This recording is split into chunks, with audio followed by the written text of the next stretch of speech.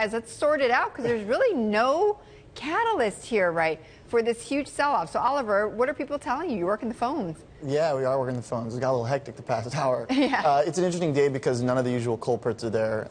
Oil's been pretty flat. Haven't seen any huge macro events or moves that you'd think would Nothing really big out of China. Yeah, that you would think would indicate risk off in the sense we've seen. But I will point out one thing, which is, one, there's been a very clear risk-off move in general since the beginning of the year. I think that goes without saying. Small caps are now in a correction, really across the market. There are a few things I'd point to today that are pretty interesting that we're looking at, which is, one, the performance of the most owned hedge fund stocks right now. So if you just break up the S&P, the top 20 hedge fund stocks are down about 6%.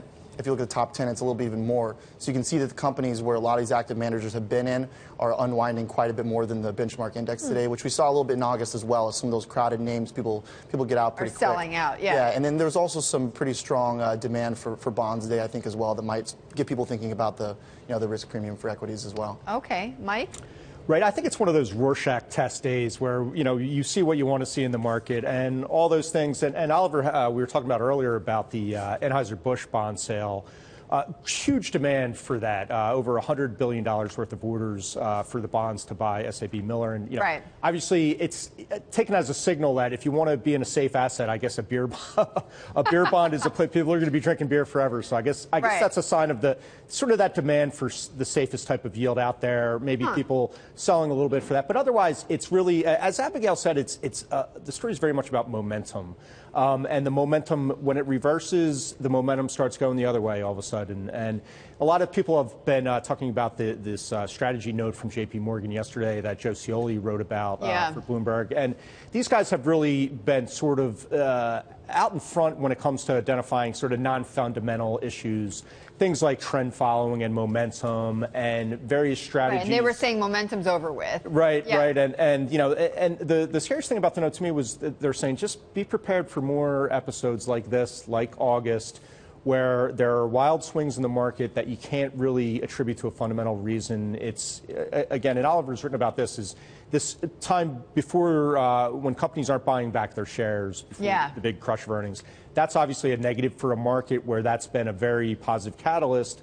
When a lot of traditional investors aren't exactly excited to get in. The companies have been this steady source of buying shares, and when they're prevented from doing that around earnings, it obviously pulls the rug out from under the market a little bit. It does, and Oliver, I think it also begs the question more and more as we're seeing this volatility, is when does this in the markets really start to get real for the economy, right? I mean, right now it's just stocks. When does it become Well, the transition mechanism from equities to economy is so complicated. It's very hard to nail down. But what you can see if you look historically is that bear markets and stocks, most of the time you have a bear market, it predicts a recession. However, you can't go the opposite way, and just because of the bear market doesn't mean there's going to be. What we can see is that if stocks do move down 20%, then it's a time where you are going to want to look back at history. You're going to see that previously that was going into an economic recession, so you might start to ask questions. I think for the equity market right now,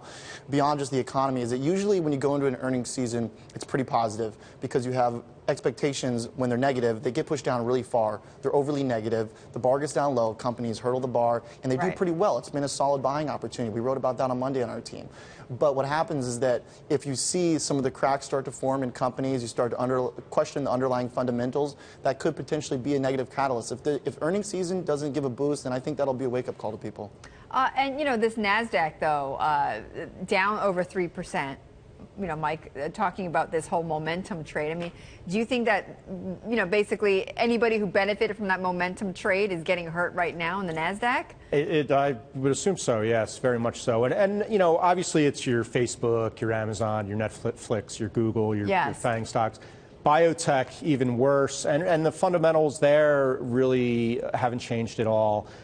So it is sort of this technical reversal of momentum that I think is at least exasperating things. Whether or not it's a true reflection of where people want to take the market or just an overshoot and sell everything type of mentality, that will eventually, see a rebound is hard to say, but it's certainly what's driving things now. And it also seems it's driving things now. It also seems like the lower we go, the more difficult it's going to be for Janet Yellen and company to raise rates in March, right? I think absolutely, yeah. I was just going to point out with the momentum reversal idea, some of the FANG stocks obviously have gotten weaker. Some of the stocks that weren't so hot over the the past couple of years prior to this. Stronger? Well, you've seen utility, maybe not even getting strong, but staying pretty strong. Utilities and staples have done pretty well the last 6 months, which could possibly be a defensive trade on the utility side. Maybe it's a vote that the Fed is not going to go that many times on an interest rate hike, and maybe the market is thinking that they went too soon and we're not going to get the 4 that we expect. Maybe it's going to be fewer. Maybe they went too early. So there's all kinds of things out there, and I think if you look at the sectors, it's definitely a lot different than it looked 4 months ago.